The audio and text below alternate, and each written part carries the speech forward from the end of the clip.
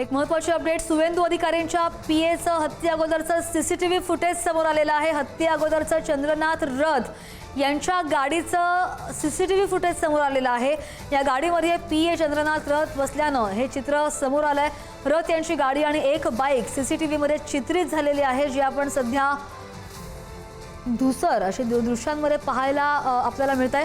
चंद्रनाथ रथ यांच्या हत्येच्या अगोदरचं हे फुटेज आहे आणि ते आता समोर आलेलं आहे।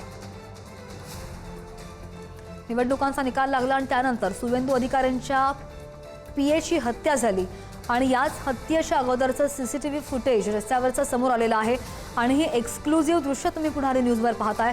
हत्या अगोदरचं चंद्रनाथ रथ यांच्या गाडीचं सीसीटीव्ही फुटेज समोर आलेलं आहे।